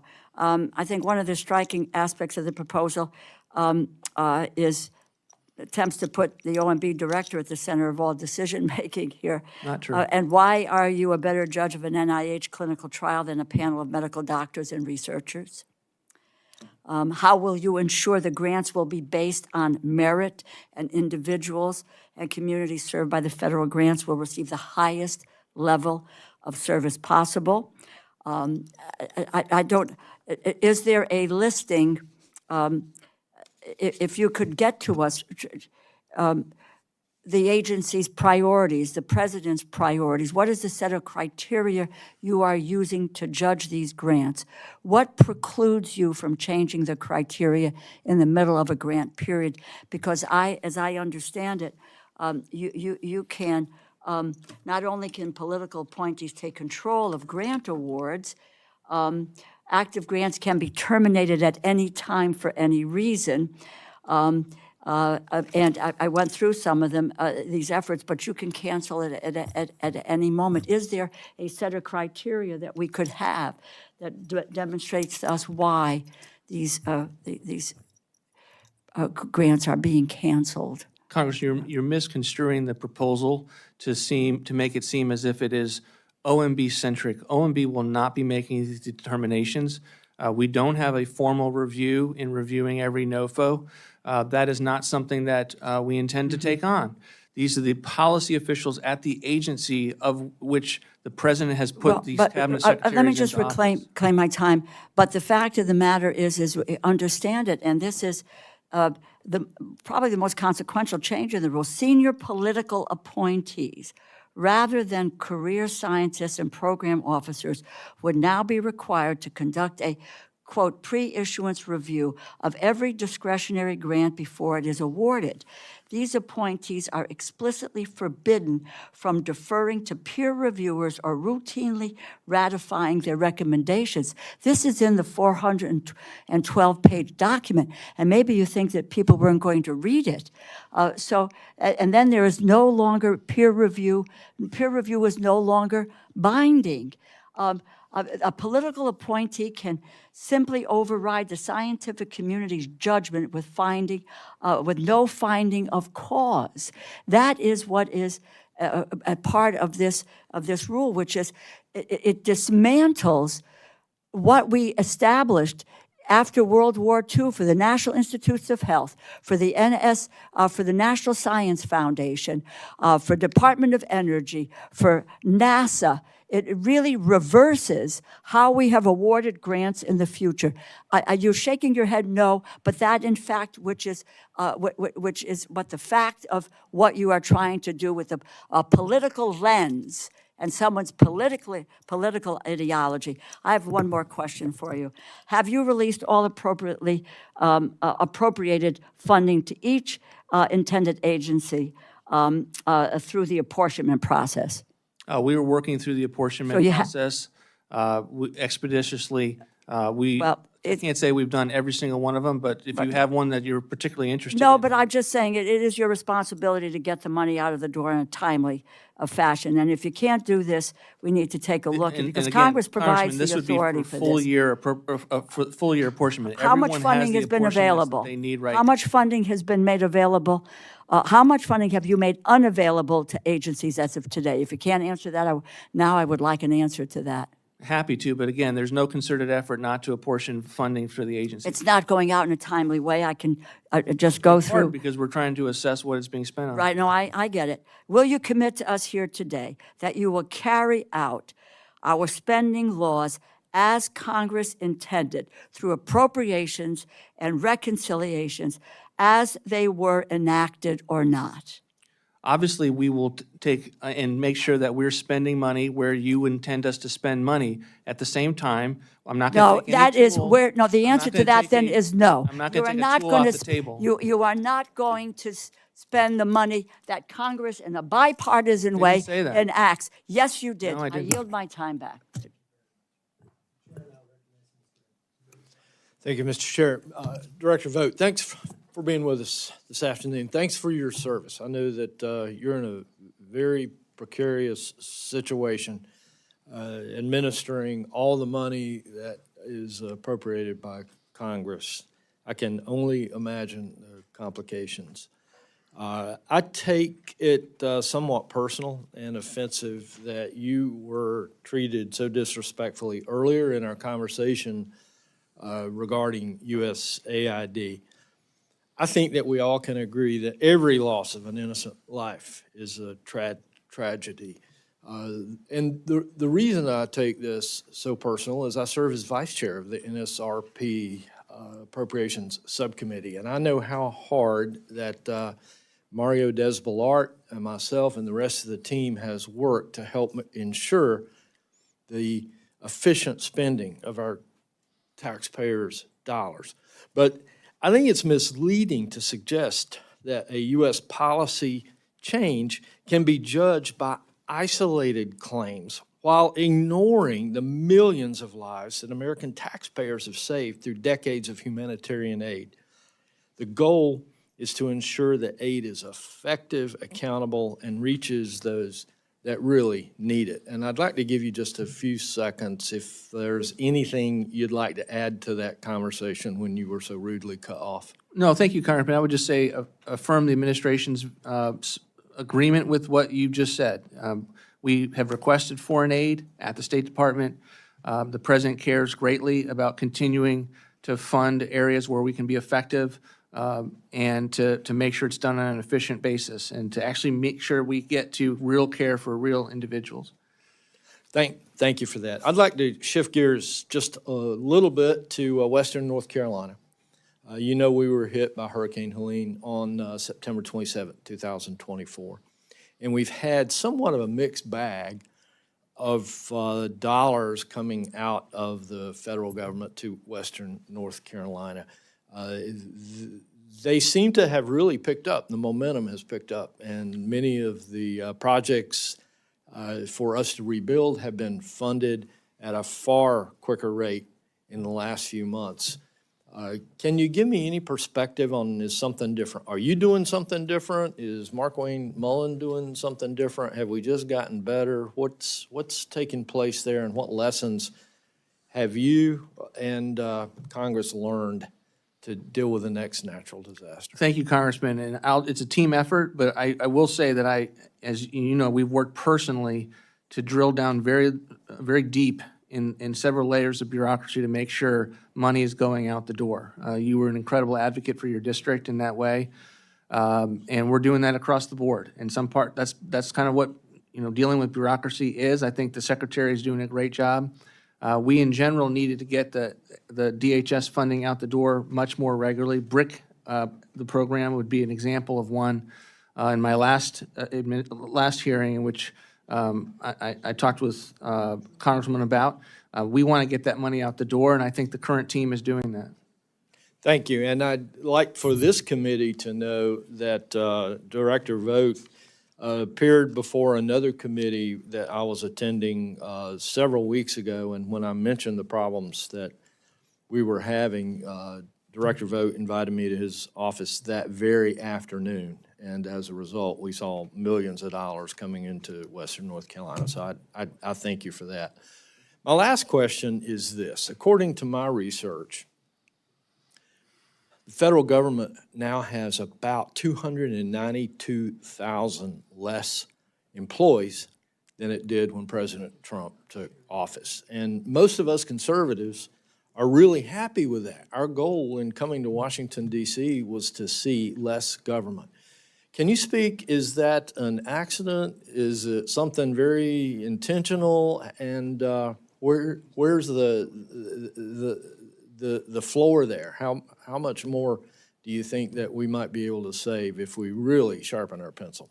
Well, I would leave that to the agency officials that are seeing their programs and their FTEs. We got some great feedback from your colleague that are assessing where they need to go deeper and where they need to go higher. And that is a balance that each one of them are going to be kind of their expert on it. For my part, OMB, I'm trying to increase to a higher level based on the fact that when you ask us for deregulatory initiatives, we need more people to be able to do that. We need more people to be able to drill down into bureaucracy and get the money flowing as intended by Congress. So I think it'll be agency by agency, and I wouldn't want to give kind of a broad view of that other than to say that the agency officials are constantly thinking through what their adequate FTE level should be. I'll summarize by saying thank you for the reduction, and thank you for your service. Mr. Chair, I'll yield back. Very kind, thank you. Realizing that that was so much fun the first round here, there are some questions here that, like, I asked you a question, and I'd like to hear your answer for the record. We're going to go 3 minutes. Does that work for folks? If you have questions that were unanswered, okay? Mr. Chairman, in light of the fact you're answering, you may impose that, but the answer is I do not agree. All right. And while I appreciate you, my wife just texted me that our daughter is, her water broken and she's getting ready to leave for the hospital on her first grandchild. So 3 minutes works for me, sir, because I'm going to be out of here this afternoon. I would re-ask the question, but you're right, man. I just want to know, how will centralizing all those functions from the executive orders translate into efficiencies across federal government? And how will taxpayers benefit from the consolidation of all that power through the executive orders that we talked about before? What I would say is every time you see an executive order, there's a responsibility there for Office of Management and Budget to be able to perform government-wide function. And the level of things that we've been asked to do has therefore increased. And so we are trying to use each one of those as an opportunity to get better at what we do. And the work before us is certainly immense, but we're excited to do it. OMB received $100 million from the Working Families Tax Cut Act, also known as the Big Beautiful Bill, for the purpose of finding budget and accounting efficiencies in the executive branch. Would you walk us through that, how money was spent, what efficiencies you've identified, and how the committee can expect to be informed of those results? It is almost entirely based on additional FTEs. We want to take OMB FTE level up to around 675 in terms of our footprint, up from where we are right now at around 500 employees. We believe we need those employees. My hope is that we can work as to give you enough information so that over time, this subcommittee can fund OMB so that there is not a gap. We have to use that money within a 3-year period. We haven't spent that money yet because we're not going to obligate or apportion to the need until we are ready to actually hire people. And I will tell you, it is not quick to be able to hire the FTEs, but it is one of my highest priorities to be able to scale to that.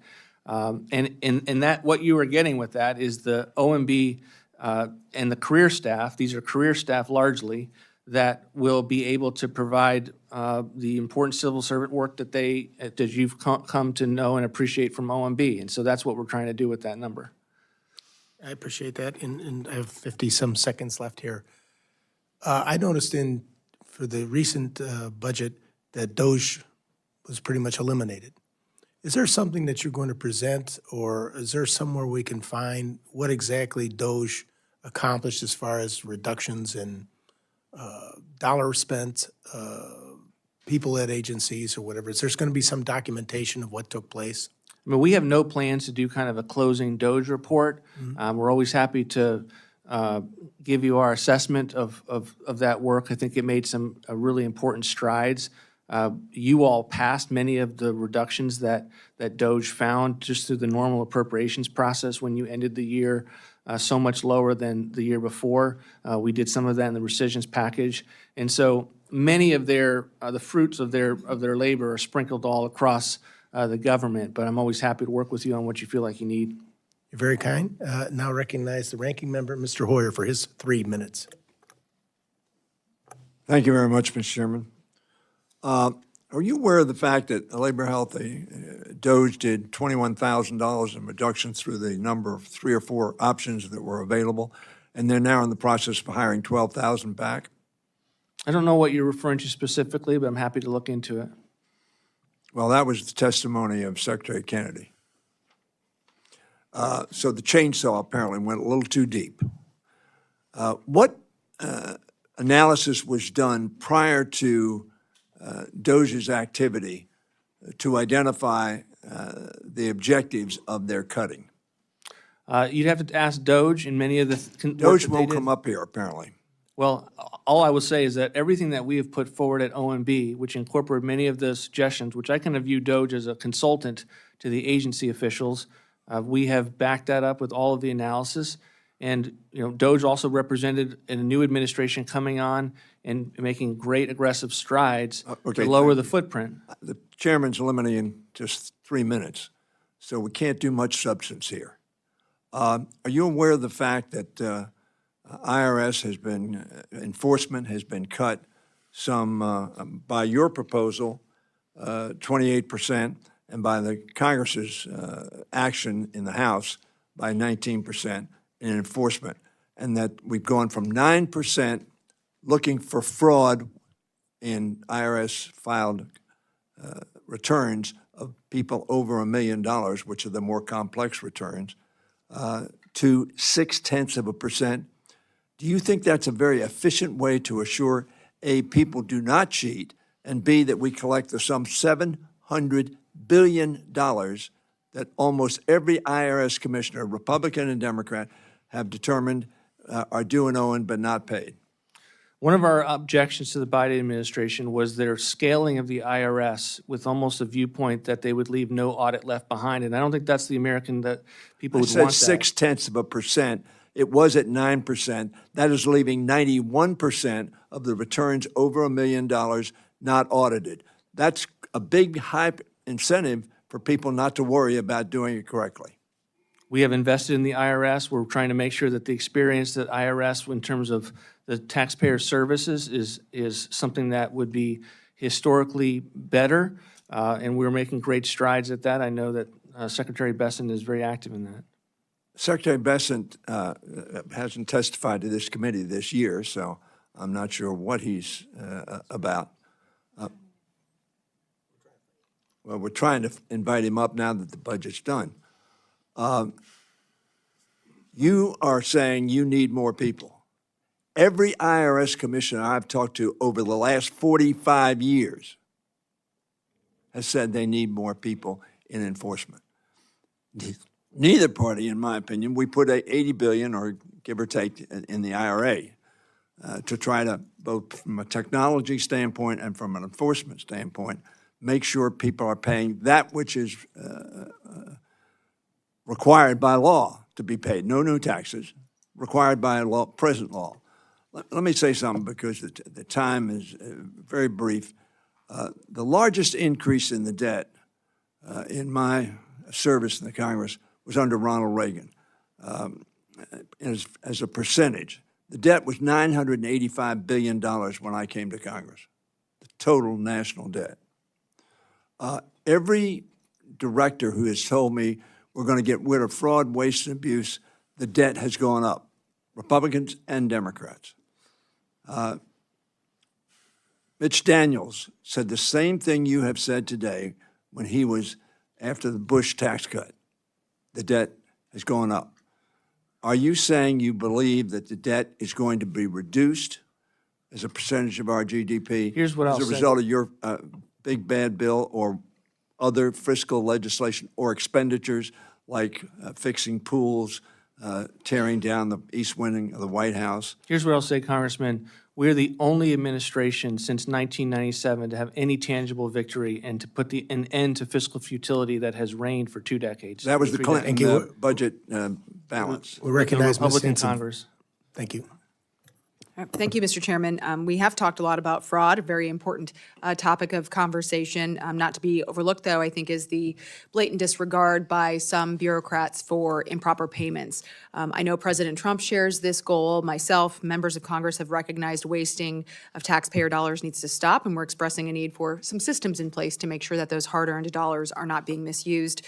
The President's executive order, obviously, 14249 to protect America's bank account, and then I introduced H.R. 2597, the Protecting American Taxpayers from Wasteful Spending Act, which would codify said executive order. Can you update us on the implementation of that executive order and what is happening to protect America's bank account against waste, fraud, and abuse? Thank you, Congresswoman. In the spirit of Congressman Edwards' question, we are doing a lot of work behind the scenes, bureaucracy to bureaucracy, agency to agency, to get those agencies to use the do not pay system and to kind of cut through paperwork that takes forever, just get them in to be able to use the system and get that cultural muscle memory working. And if we don't think we need new authorities to do though, but we always welcome them where you feel like you can expedite things for us. Okay. Congress obviously continuing to support the reining in of those improper payments and encouraging the administration to do so. We had House Resolution 1335, which would really lay out some meaningful policy reforms to improve fiscal responsibility, including program eligibility and spending activities that should actually be verified before those payments go out. Can you share with us some of the additional practices that you've implemented, short of obviously the interagency workings that you're referencing there, but to ensure that the efficiency and accuracy in dispersing that funding is responsible and transparent? Well, we've stood up an entire task force at the leadership of Vice President Vance that is building on a number of the DOGE efforts like Defend the Spend at HHS, to assess, do we even know what we're spending on, and to make sure on the back end and on the front end, we're eliminating improper payments. We're going very hard from a enforcement perspective with regard to fraud. It's something the president talks about constantly in setting a vision for his fiscal team as to the types of things that he wants us to focus on, and we'd love to continue to work with you on it. What percentage of the expenditures do you think going out improper payments are actually fraudulent? I wouldn't want to say what a percentage. I don't want to make a guess on that, but I think they're substantial. And I think the extent to which we don't focus on them and we think it's a small problem is why we never actually make progress in this area. And so I'm very grateful that we are focusing on it, and there is such an active interest here in Congress on it. Thank you. I yield back, Mr. Chairman. Mr. Pocan would be next. Thank you, Mr. Chairman. team player.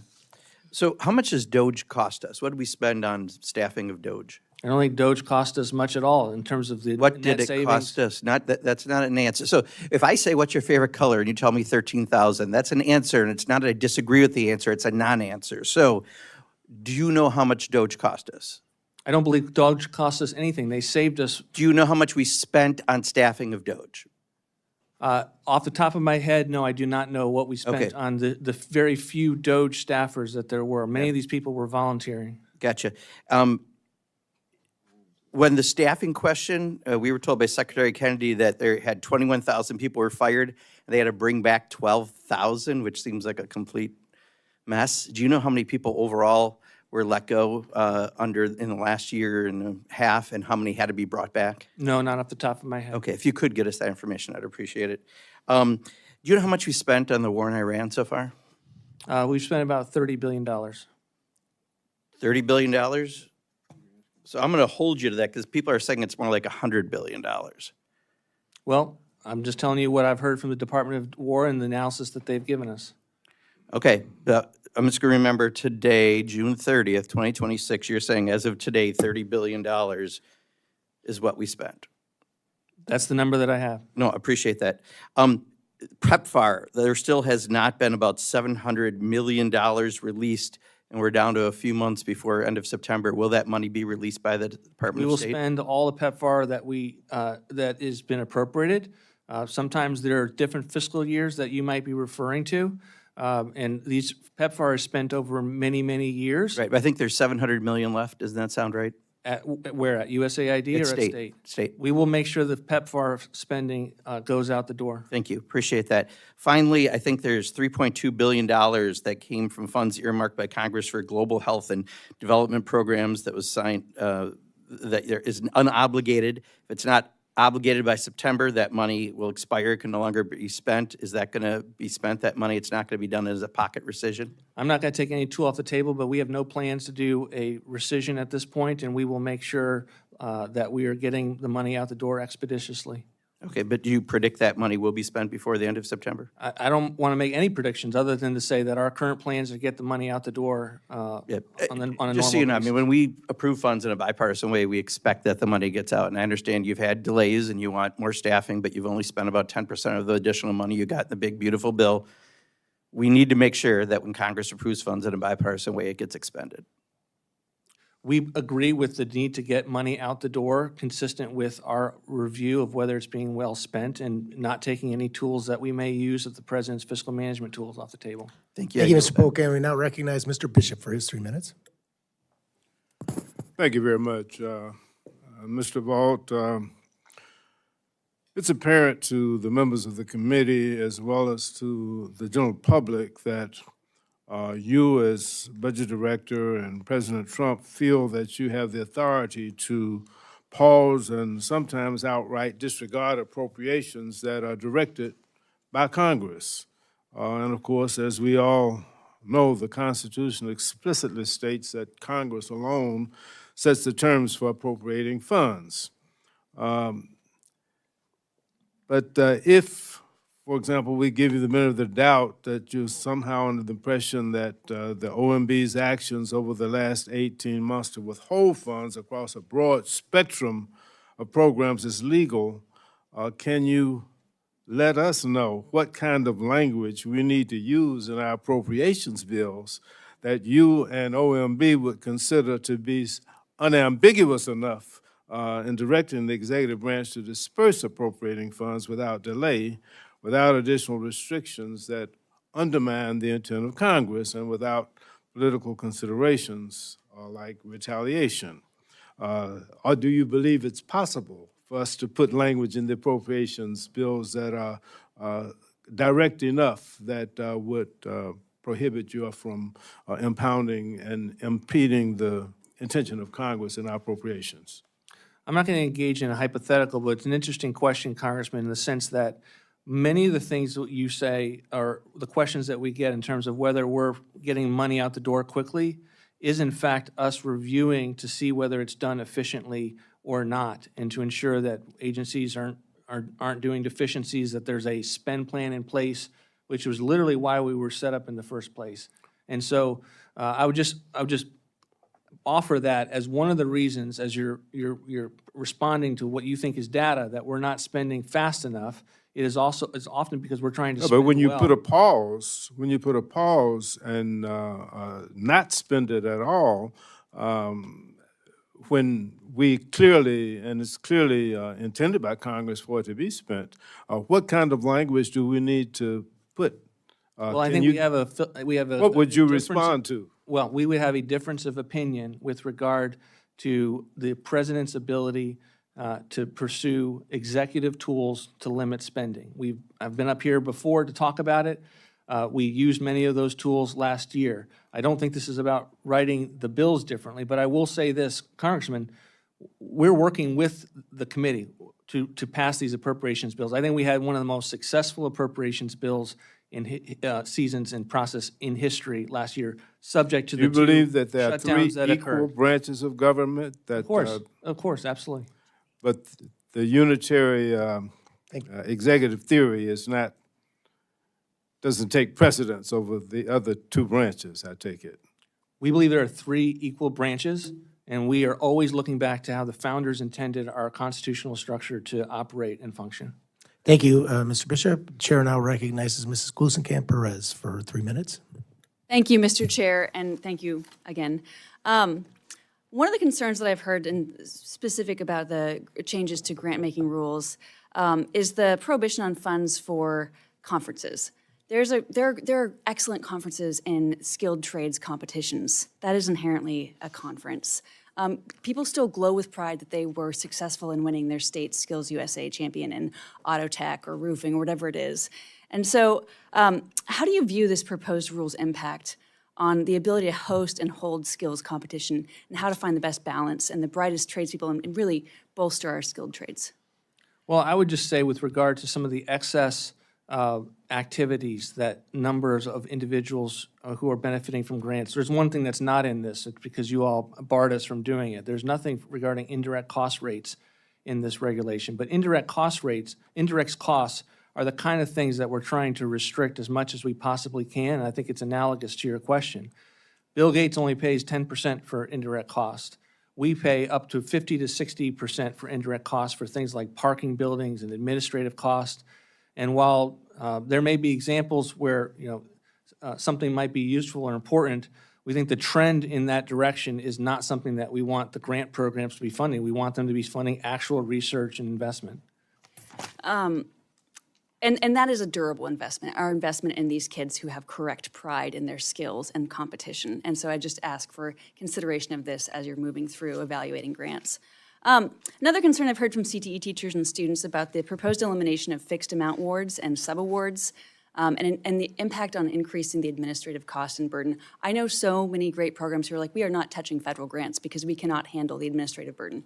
Meanwhile, the people who have grant writers and have slick handouts, like they can do that. They can overcome that administrative burden. And so I'm asking how you're thinking about balancing the scale of administrative burden on rural and smaller organizations, and how to effectively tailor, rather than eliminate, but tailor their ability to participate in these federal tax programs, because they really can provide as much or a greater, dollar cost effectiveness. I would say that we don't want there to be a great administrative burden, and that's what the comment phase is for. And if comments come in that we can learn more about how this would be implemented, we're going to definitely take a look at those.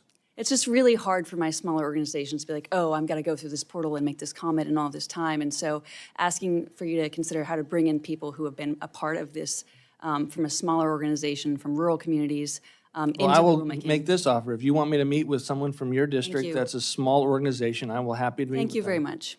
Appreciate that. I'll yield back. Thank you very much. Chair now recognizes Mr. Ivy for 3 minutes of questions. Thank you, and congratulations, Mr. Chair. I wanted to follow up on the Doge comment that you made. I've got a report here from the Senate Permanent Subcommittee on Investigations that's entitled "The $21.7 Billion Blunder, Analyzing the Waste Generated by Doge." Are you familiar with this report? No, I haven't. seen it. Okay. It breaks it down by category, and it runs through the cost, for example, of, and I think there was a stretch where people got paid not to come to work, and I remember there was a scenario where probationary employees were laid off. I think that went to the courts. I think OMB made the decision to lay off the probationary employees. Court said you can't do that, it has to go through the departments, and then it went back to you. But in any event, the probationary piece, waste generated by involuntary administrative leave and severance pay programs, they calculated $6.06 billion. Are you familiar with those? I haven't read the report. I'm happy to read the report. In general, many of the times that these kind of artificial moment in time cost estimates with regard to the federal workforce are not accounting for the long-term savings of what a lower footprint for those agencies would look like. For instance, RIFs. RIFs have upfront costs. This is widely known, but they lead to long-term savings in a smaller footprint. And so Agreed, my but guess you would, is what's going on in that report. and you take a look and you can follow back up with us, but you'd also agree that there have been scenarios where departments have laid off, I'm looking at 110,000 people and brought back 60,000, or, you know, we've had other scenarios where departments laid off a certain number, then quickly bring a number back. That would be part of the long-term calculation you're talking about as well, right? I would describe it as a dynamic fluid process. So you have agency heads that are trying to assess that they have what they need for the core functions that they do. It's a dynamic waste of money, though. If you lay off people and then bring them back, especially in a short term, the Nuclear Regulatory Commission laid off the staff, I think it was on a Friday, realized that, you know, you just can't grab somebody off the street to run that, and they brought them all back on Monday.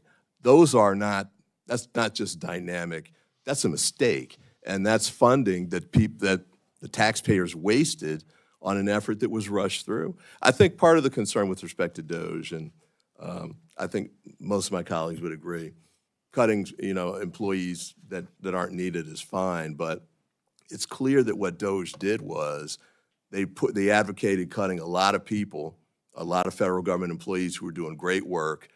They didn't know what they were talking about when they advocated for those cuts. Then they quickly realized that they had to bring people back. And that really devastated the individuals' lives who were caught up in that scenario. My time's expired, I yield back. And like the wedding feast at Canaan, we'll now save the best for last and recognize the ranking member of the full committee, Mr. Lauro, to wrap this up. Thank you very much, Mr. Chairman. I think you've made clear, Director, that that you are not going to really carry out the spending laws as Congress intended. And that really is very, very troubling.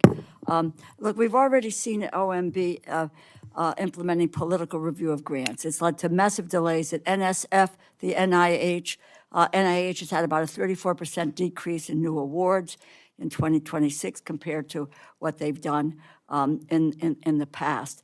And we understand that the decrease is due to new layers of political review at the NIH, at HHS, OMB, as well as the Office of Extramural Research, directives limiting the number of funding opportunities that are allowed. There have been cases where people are still awaiting approval, and political appointees have really denied the award going forward. The same problem is occurring across the government: Interior, Homeland? What is a government-wide problem? What can you do to address it? Where is the holdup? And quite frankly, how would requiring a political appointee to approve every single grant improve government efficiency? Congressman, one of the things I heard constantly when we were considering the rescissions package last year, of which you all opposed, but one of the things I heard was, why wouldn't you just eliminate just the small things that you have concerns with and not actually take the number down lower? And the way that we do that, the way that we provide good oversight of federal dollars is to be able to assess and review how the agencies intend to spend the money. And Well- that takes time. You don't do that in the middle of a 30-day Well, period after you pass the appropriations. With all due respect, Mr. Director, my heavens, we haven't seen spend plans. That has been one of the big problems. This committee hasn't even seen spend plans that we're supposed to, get. And so there's a point is, and this rule that is really in the process of comment, which you won't extend the timing on, is really specific about who is going to review the grants, not on merit, but they're going to go through a political lens. And there's all kinds of restrictions on these grant awards. That is reverting a process, as I said earlier, that has been established after the Second World War. Can I give you an analogy? An analogy is that when I do the budget for the president, do you think I don't rely on the career staff? Do you think I'm? Well, look, I'm. It has a With all due political respect, I got responsibility 5 for seconds the left. line items. 5 seconds left. It is about political appointees making the decision, not people based, the evidence, and not based on, and particularly in health and science, not based on the science of the award that's happened everywhere. I can quote you, I can talk to you and talk offline about what's been denied at Yale University that has to do with HIV suppression, Tourette's, etc. Don't tell me that they do not meet the government's priorities or the president's priorities. This is not to deal with Tourette's syndrome, to deal with OCD is not about somebody wasting money. This is science. It's reviewed as it has been over 75 years when these awards have been made, and you are all in the business of reversing that and putting all of these grants through a political lens and someone's political ideology. It's wrong, and we're not going to let it happen. I yield back. Would you care to answer? I would just say that there was an election. The president was put in charge of the executive branch. The Constitution, oversight. Constitution He has says oversight that the over federal appropriations funding. process is the power of the purse. You are ignoring that. You flout the Constitution every single day, and you have been doing it for the last year and a half. And we, again, not going to continue to allow that to happen. No president has the right to just violate the United States Constitution. And no member of this committee does that, but the administration is doing it regularly. With that, our time is concluded. I'd like to thank Director Vought for being here today. There may be some members who'd like to submit more questions for the record. Please submit any questions for the record to the subcommittee staff within 7 days. This subcommittee stands adjourned.